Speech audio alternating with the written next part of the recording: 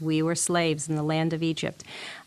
Constantly references to caring for the stranger and the oppressed are throughout our tradition, and it's all based upon the fact that we once experienced what it meant to be oppressed. And I just want to draw this out because I think there is a very particular sense of time, not just that this happened to your ancestors, but that it happened to you.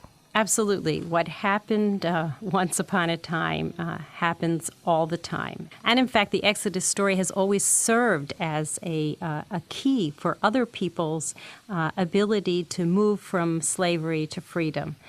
It's very interesting. The most striking thing, I think, about the Exodus story is that it imagines another way of looking at reality. I mean, one could assume that the world is so structured that there is master and slave, that there is oppressed and an oppressor. And that's just the way it is. I mean, why should it be anything different? But the Exodus says, no, that's not the way it is. So let's get into the story, the biblical story. I mean, within that Exodus story, there is also the revelation of God's name. There are miracles, and there's a very active God, active nature of God. Talk to me about what is important to you there. Well, here is a God who acts in history and acts intimately with the people. In fact, when we begin our 10 Commandments, what do we say? I am the Lord your God who brought you out of the land of Egypt. We don't say, I'm the Lord your God who created the heavens and earth, which, we would imagine is even more spectacular. But we speak of God in a very intimate sense. Here, I took you out of slavery. Now you come here and listen to me. So God acts in history. God is a power which makes for freedom. God is on the side of the suffering and the slave and the downtrodden. And I'm struck also in that story and also in, for example, the writing that you've done for children of biblical stories. This God is a God who laughs and grieves. As you say, there's a lot of intimacy, even emotion, and certainly relationship. Absolutely. There's the sense that God suffers with the people who are suffering. And in some way, you find later on that God also regrets the suffering of the Egyptians. We might not recognize that first in the story because, of course, there are all these plagues and the Israelites are freed and walk through the sea to freedom and the Egyptians are drowned. But there is a wonderful rabbinic midrash which tells us that the angels were about to sing when the Israelites crossed the sea to freedom, and God stops them and says, but my people are also drowning, and this is not the time to sing. And there is a wonderful tradition in the Seder that when we name the plagues, we diminish the wine in our cup. Because even though we celebrate our freedom, we regret that that was dependent upon the suffering of others. So we cannot be fully joyful. Our cup cannot be totally full. Right, and that is the hardness. The word Passover, I believe, literally signifies what happened in the 10th plague, that the children of Israel were passed over, while at the same time there was a death in every house in Egypt, and that is a very bloody and violent story. And I'm curious when I think about how children always cut to the heart of the matter. Do children ask a question about the hardness of this pivotal part of the story? And do you ask questions of it? Well, I certainly ask questions of it. I think young children are quite fascinated with the drama of all this. It's an exquisite piece of drama, and it's people who have been downtrodden who finally are victorious, and they cross a sea, and there's just some spectacular ritual and narrative here. And I think they pay less attention to what happens to the bad guys in the story. Okay. I mean, it's kind of the good guys and the bad guys, and the good guys win, and it's quite spectacular. But I think if we look at the story as we get older, I mean, there are both elevating pieces of it and disturbing pieces. I mean, the elevating pieces are God is not distant. God stands with the powerless, stands for freedom. Pharaoh is defied and not deified. I mean, there's some really powerful moments there. And yet it's disturbing that the freedom of one people seems to depend upon the death and the terror of another people and the hardening of Pharaoh's heart. I mean, Right. I just wanted to recall, there's a series of awful plagues of gnats and boils and frogs leading up to the death of children. But I think there is this theme all the way through that it is God, or that the text says it is God who hardens Pharaoh's heart. Well, that's what the text says. Yeah. How we understand the text can move us in a somewhat different direction. I mean, that's how our ancestors wrote about what happened. But we can imagine that the first 5 plagues, Pharaoh's heart is hardened by himself. It says Pharaoh hardens his own heart. Oh, okay. It's only later does it say that God hardened Pharaoh's heart. Now, if we think about our own habits, we're biting our nails, or we're eating more than we should, and we say, oh, well, we could stop anytime we want. And then after a while, we realize we can't stop anytime we want. There seems to be a power outside of ourselves that is controlling our habits. And that's how I would understand God hardening Pharaoh's heart.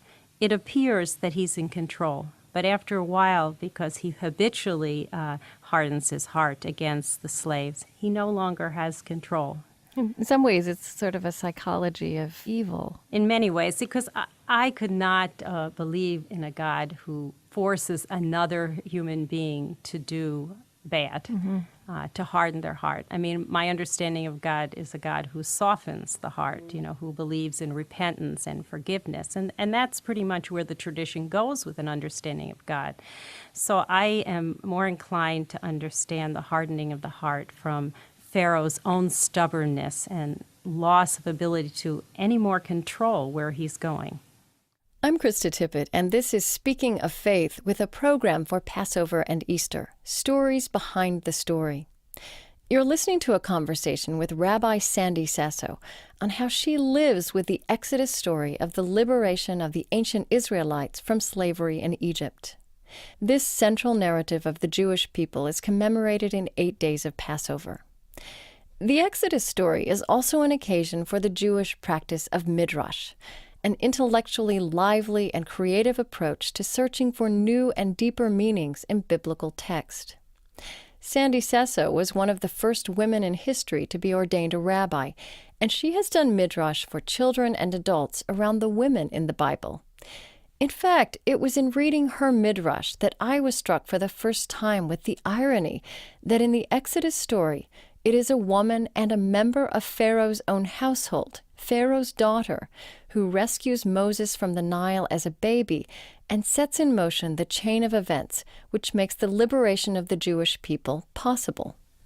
Yes, it's striking that women play such a powerful role in this. But, it's very interesting that even later in the Torah, I mean, it seems here in the story of the Exodus that we don't particularly like Egyptians, right, because they enslaved us. But later in the Torah, in the book of Deuteronomy, it says, do not abhor an Egyptian. So the text itself does not want us to hold grudges. We were liberated, but that does not mean we should be embittered by the experience and so hate Egyptians for all time. Actually, we're told not to. So as you say, it really does shatter this way that we want to divide the world up between the good guys and the bad guys and the oppressors and the oppressed. I think so. Actually, the story, the telling of the story in the Haggadah begins in a wonderful way. This is the bread of affliction, the matzah, the unleavened bread, which our ancestors ate in the land of Egypt. All who are hungry, let them enter and eat. All who are in need, let them come and celebrate Pesach.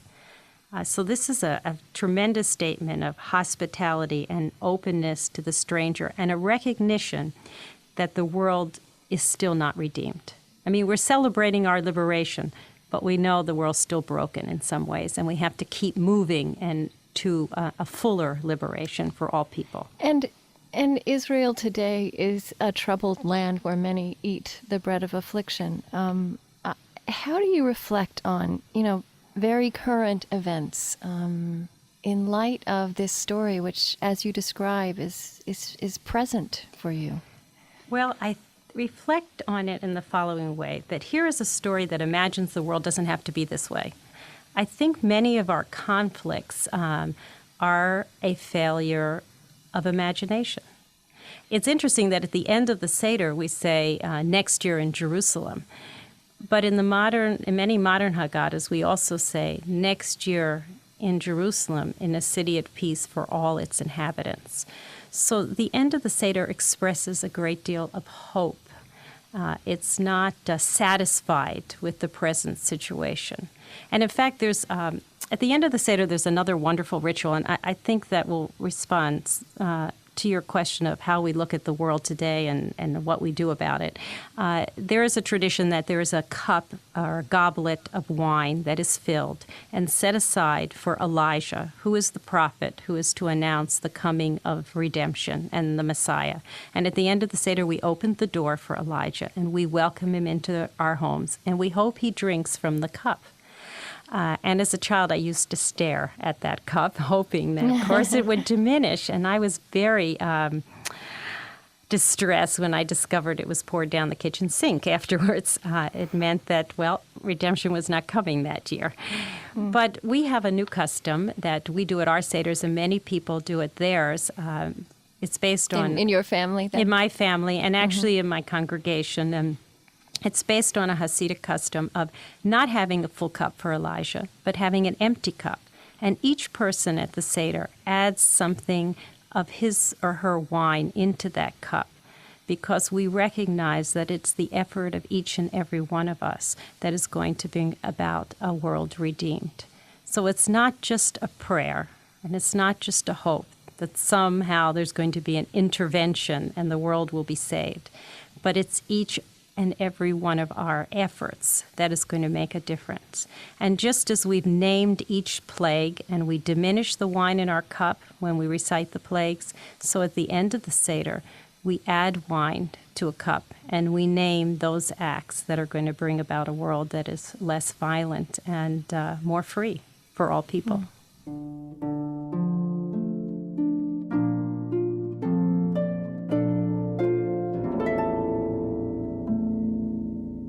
Then Moses held out his arm over the sea, and the Lord drove back the sea with a strong east wind all that night, and turned the sea into dry ground. The waters were split, and the Israelites went into the sea on dry ground, the waters forming a wall for them on their right and on their left. The Egyptians came in pursuit after them into the sea, all of Pharaoh's horses, chariots, and horsemen. At the morning watch, the Lord looked down upon the Egyptian army from a pillar of fire and cloud, and threw the Egyptian army into panic. He locked the wheels of their chariots so that they moved forward with difficulty. And the Egyptians said, "Let us flee from the Israelites, for the Lord is fighting for them against Egypt." Then the Lord said to Moses, "Hold out your arm over the sea, that the waters may come back upon the Egyptians and upon their chariots and upon their horsemen." Moses held out his arm over the sea, and at daybreak the sea returned to its normal state, and the Egyptians fled at its approach. But the Lord hurled the Egyptians into the sea. The waters turned back and covered the chariots and the horsemen. Pharaoh's entire army that followed them into the sea, not one of them remained.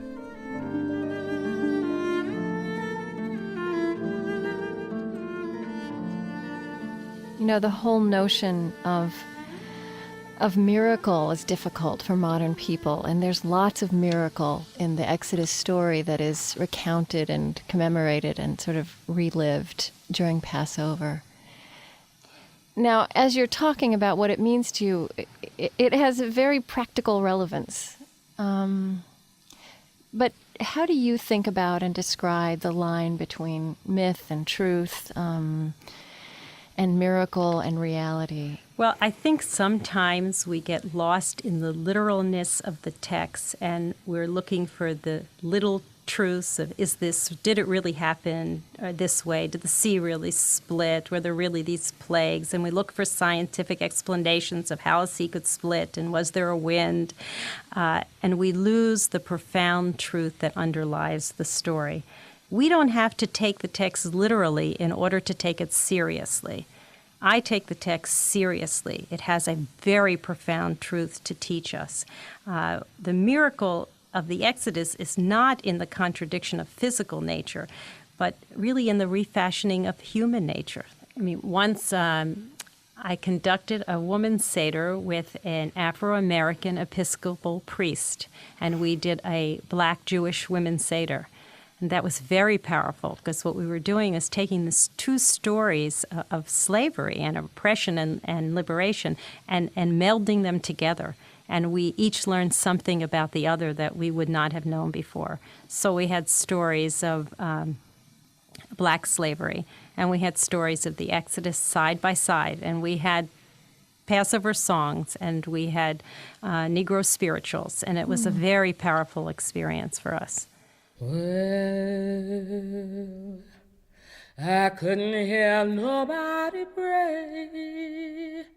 I couldn't hear nobody pray.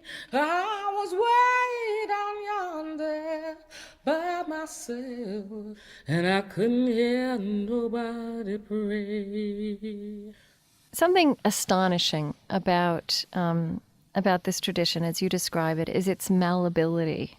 That you are not threatened, that Judaism is not threatened by reading imaginatively into this story and applying it in new ways and seeing it in new ways and even changing the words and changing the stories in some sense. It's set up that way. It's set up that here are the basic questions, but you can ask more. This is just to get you started.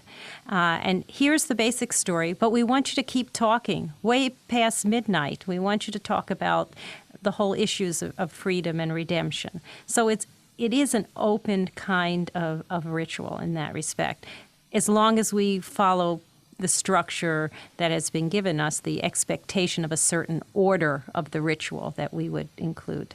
And I mean, are there people who are threatened by that? Does that feel dangerous? Does it feel dangerous to you ever, as a rabbi, in some sense, a keeper of this tradition, that people could take it too far?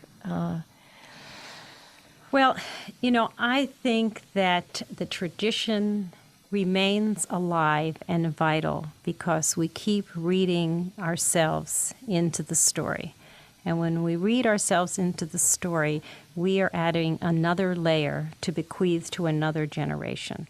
It's not like you just throw everything out. Yeah. I mean, you have a deep respect for the tradition, and you take that tradition very seriously because, after all, it is the product of our ancestors' search for God. So you revere that tradition. But at the same time, you too are on a search for God, and you too are created in God's image. So should you not breathe your own breath and your own soul into that tradition to keep it alive and vital? The Lord is my shepherd, I have all I need. Rabbi Sandy Eisenberg Sasso leads a congregation, together with her husband, in Indianapolis. Beside the still waters she will lead. And here is an excerpt from a commentary on the Haggadah, the order of service at the Passover Seder, written by Nobel Prize-winning author Elie Wiesel. Wiesel reflects on his own struggle to reconcile the meaning of the Exodus story with life's realities. I love Passover, he writes, because for me it is a cry against indifference, a cry for compassion. The following passage is read by Alan Frechtman. It begins with Wiesel's recounting of a midrash on the Red Sea crossing, where the waters opened to make way for the fleeing Israelites, and then closed upon the pursuing Egyptian soldiers, drowning them all. The children of Israel are saved at the last moment, while their oppressors drown before their eyes. It is a moment of grace so extraordinary that the angels themselves begin to sing. But God interrupts and scolds them and says, "What has come over you? My creatures are drowning in the sea, and you are singing? How can you praise me with your hymns at a time when human beings are dying?" Compassion for the enemies of one's people? Who has the right to advance such a proposition? It may be an option for God and angels, but humans? Then why this story? To prompt us to question. If God demands compassion, then it is our responsibility to take a stand, even if it is to say, "No, not yet. but later perhaps. This is Speaking of Faith with a special program on Passover and Easter. Please visit our website at speakingoffaith.org for background reading and information, and while you're there, you can sign up for our new email newsletter. After a short break, you'll hear New Testament scholar Richard Hays and the poetry of Wendell Berry on practicing resurrection. Also, Presbyterian minister and actor Linda Loving on Julian of Norwich, who sought to mystically experience the crucifixion of Jesus in the 14th century. I'm Krista Tippett. Stay with us. Audio cassettes and transcripts are available by calling 1-800-777-TEXT or by visiting our website at speakingoffaith.org. Speaking of Faith is produced by Minnesota Public Radio and distributed by PRI.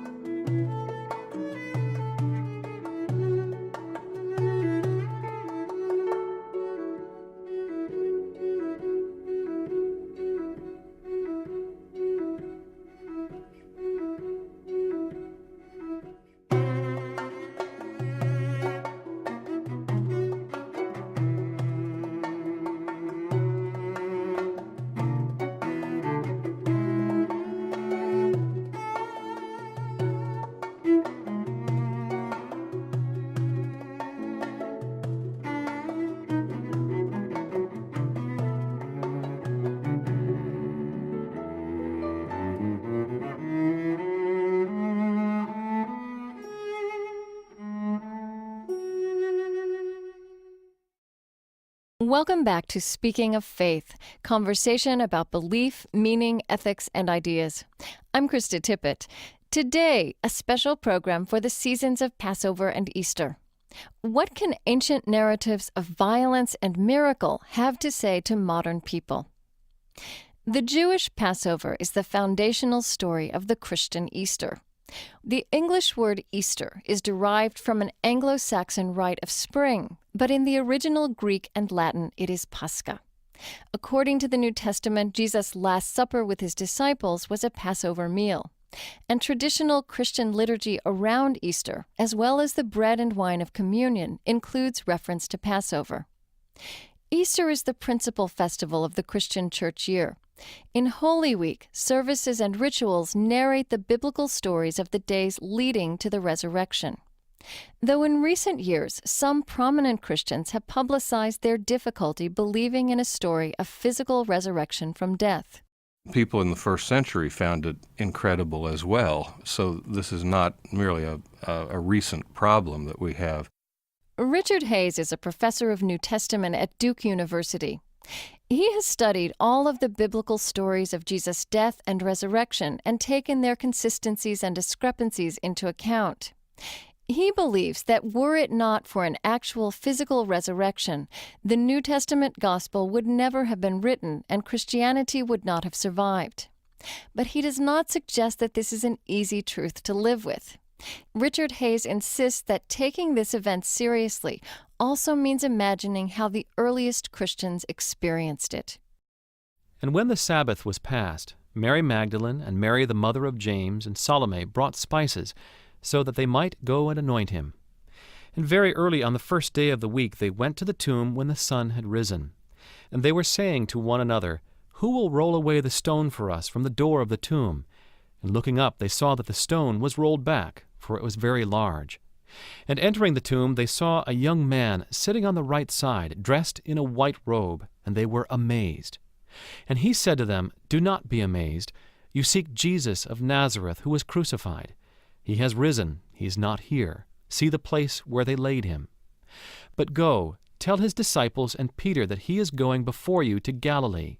There you will see him as he told you." And they went out and fled from the tomb, for trembling and astonishment had come upon them. And they said nothing to anyone, for they were afraid. This is the original ending of the Gospel of Mark, which is believed to be the oldest gospel. It is marked by a tone of astonishment and even fear that runs throughout the resurrection stories of the New Testament. Again, Richard Hays. We're often inoculated against that by familiarity. But the notion of a person who has been brutally executed publicly, suddenly gone and the tomb being empty, and then in the other accounts where he appears to them, you can imagine that's a terrifying thing. In the Lucan account, it raises the question of whether this is a ghost, and Jesus says to them, look, I'm not a ghost. I have flesh and bones, and he eats fish and so on to prove it to them. You know, the power of God is a terrifying thing. The fact that in this event, God has broken in to the history we know to transform it is a terrifying thing. For Richard Hays, the truth of this central Christian story has practical implications.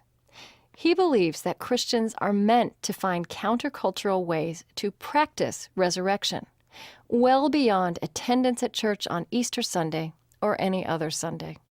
Of course, for me, the phrase practice resurrection is something that I picked up from the final line of a wonderful poem by Wendell Berry, who speaks about the practice of resurrection as something that disrupts and overturns the predictable world of business and military affairs and so on, and causes people who are part of a movement of Jesus' followers to act in ways that are strange and unpredictable.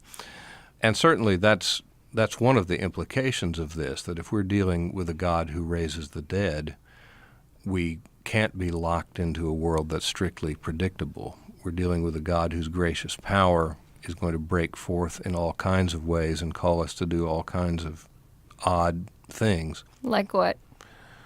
To love our enemies, for example, is one of the practices that's closely linked with the resurrection. The early accounts in the book of Acts speak of the community as sharing their possessions with one another in such a way that there was no poor person among them. Those are the kinds of responses that the community had to this act of resurrection, that they saw themselves as called into a community whose life together was to bear witness to the resurrection power.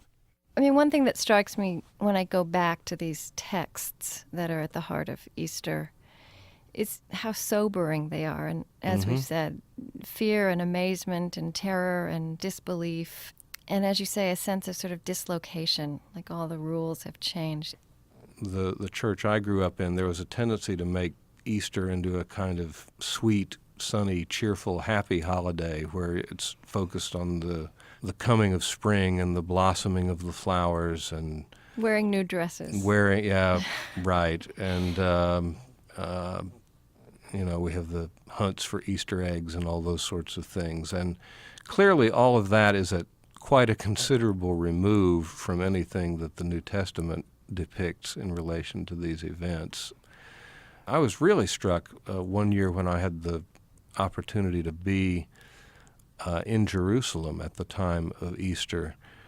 The whole focus of the celebration is on the Easter Vigil, and there really isn't even any kind of a major celebration on the Sunday morning. And the Easter all. Vigil begins in darkness. It begins in darkness, and people have candles that they're given. The light is distributed out. It's a much more vivid picture one receives of the light overcoming the darkness.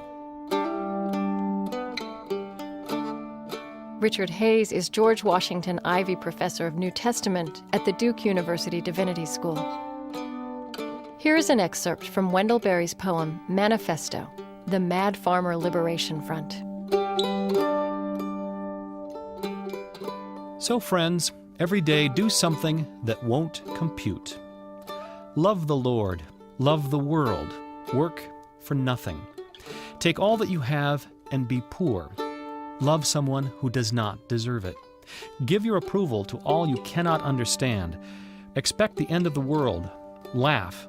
Laughter is immeasurable. Be joyful, though you have considered all the facts. Go with your love to the fields. Lie easy in the shade. Rest your head in her lap. Swear allegiance to what is nighest your thoughts. As soon as the generals and the politicos can predict the motions of your mind, lose it. Leave it as a sign to mark the false trail, the way you didn't go. Be like the fox who makes more tracks than necessary, some in the wrong direction. Practice resurrection. I'm Krista Tippett, and this is Speaking of Faith with Stories Behind the Story, a special program for Easter and Passover. As a young woman living in war and disease-ridden 14th century England, Julian of Norwich decided that to understand the story at the heart of Christianity, she needed to practice the crucifixion, the Passion of Christ, which is commemorated in the Holy Week of Easter. Julian prayed to experience the Passion with all of her senses, and at the age of 30, she reported that her prayer was answered. As she lay stricken with a near-fatal illness in the year 1373, she underwent 16 visions or showings. In her classic mystical work, she described a remarkable series of images and exchanges with God and a startling interpretation of religious truths. Like many people, I'd never heard of Julian of Norwich.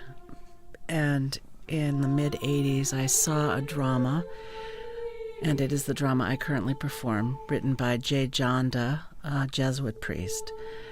And it's a one-woman show about Julian of Norwich. And it was my first introduction to her, and I was totally taken with the spirit of her theology and her compassion and her presence and her wisdom and her feminist thinking, which is an anachronism, of course, because she's from the 14th century. Linda Loving worked in theater and business before becoming a Presbyterian pastor. Today, she leads one of the largest Presbyterian churches of any female pastor in the United States, the House of Hope in St. Paul. And she travels widely to perform the one-woman play about Julian of Norwich. She says that the play is a masterful weaving of Julian's words with the playwright's contemporary reflections. Linda Loving spoke with me about how the process of imagining her way as an actress inside the thought of Julian of Norwich has transformed her personal experience of Christian belief. Now, Julian was an anchoress, and most people don't know what that is. I didn't either. She lived attached to the church in a room, in a cell. And it was actually a liturgical procedure, that it was a burial rite, that a bishop would brick a person in to this room. Sort of an extreme form of being a hermit. Exactly. Right?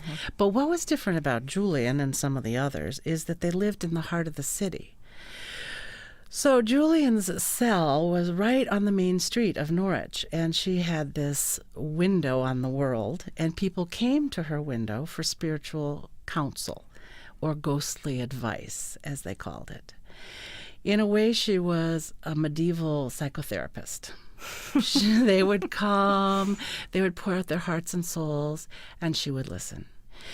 Now, the other part of her availability is, consider this, she was the first woman who wrote in Middle English, at least whose work survives. She was a contemporary of Chaucer, and here she is writing in the common language. This was so radical. And she was bringing religious concepts to people in their own terms and using very concrete images.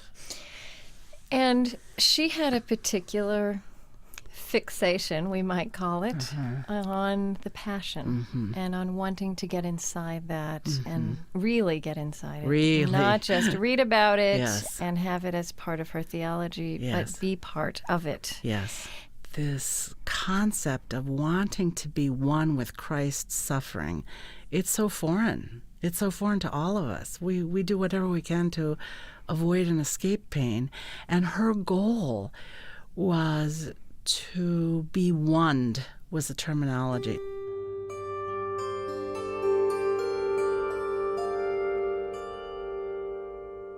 The seed was faith. The root, a desire for understanding. The shoot, compassion. The blossom, to understand. to stand under his pain, to know his love, as did his good mother, as did the Magdalene and John, his true lovers who stood by him at the cross. I would be one with them in their sorrow and grief, in their pain and contrition. I would be one with them, to be there with them before my dying Maker, to see with mine own eyes his pain, that I might understand his love.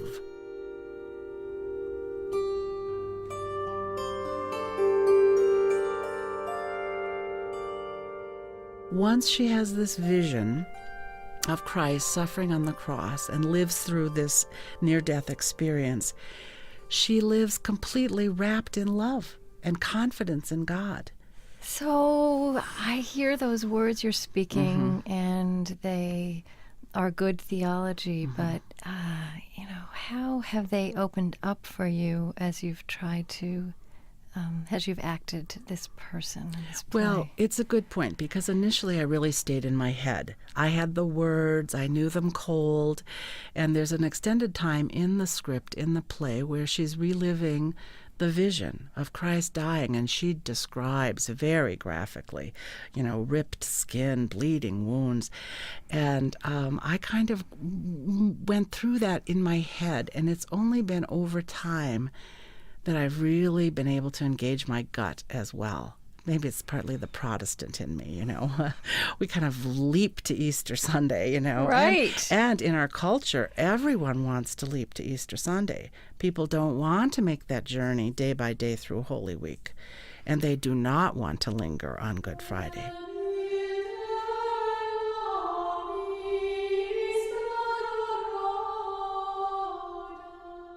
I'm Krista Tippett, and this is Speaking of Faith.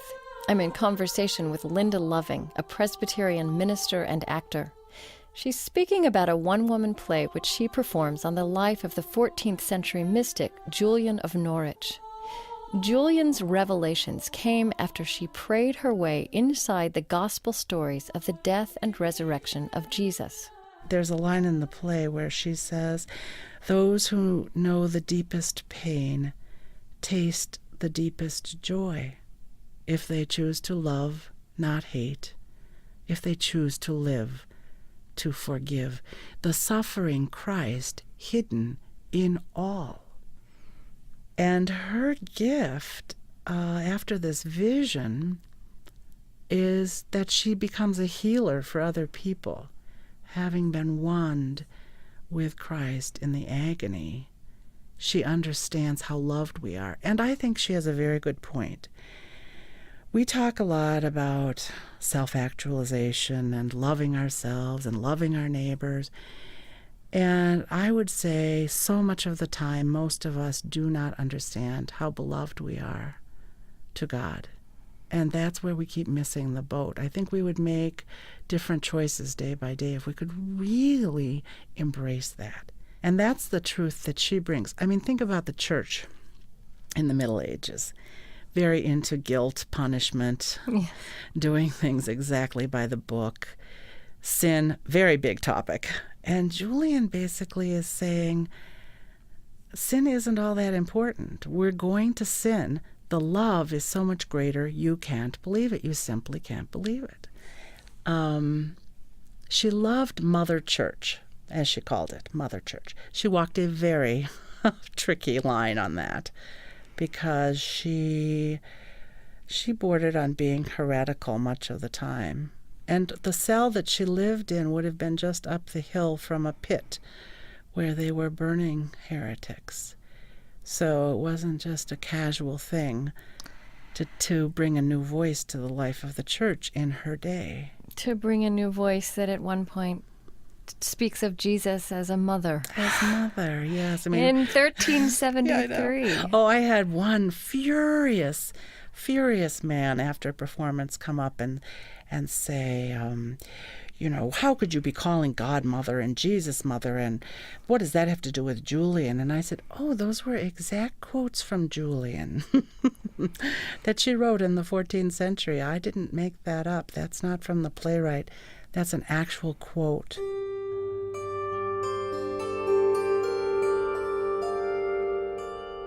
We are God's children.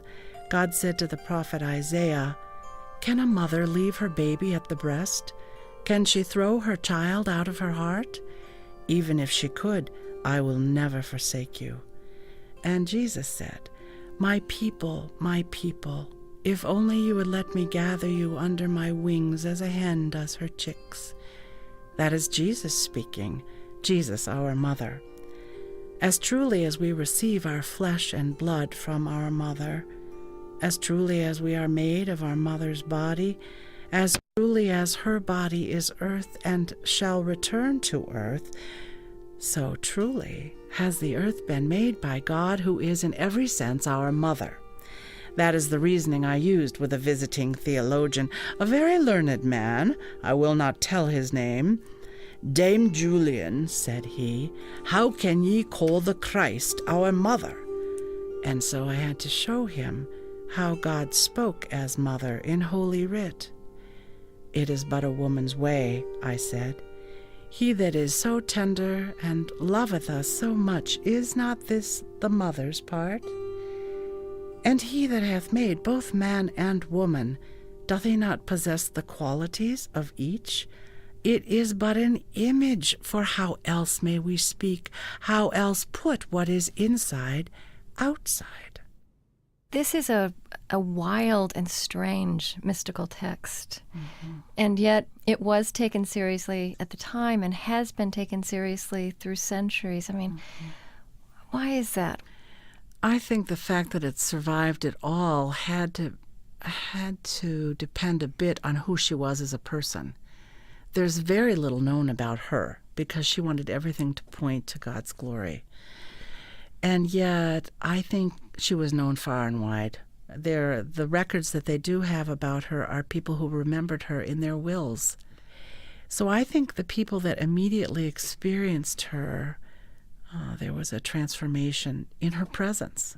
And that takes, and then the words that she writes carry meaning. And although they did sit on a shelf for a long time, and it's really been in the last 30, 40 years that people have been devouring these texts and writing dissertations left and right, and she suddenly has been rediscovered.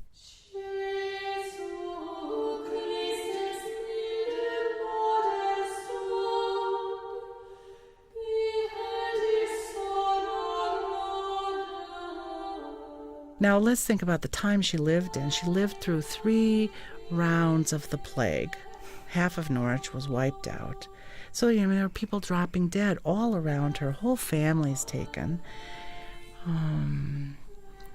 It was the Peasants' Revolt and all the chaos that went with that. There was the cattle were suffering from awful diseases, and there wasn't enough food to go around.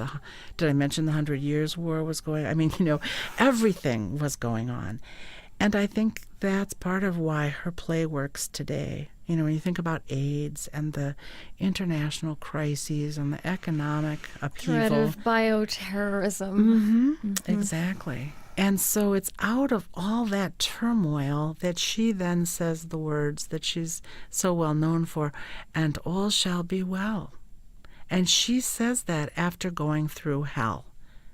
And you believe it.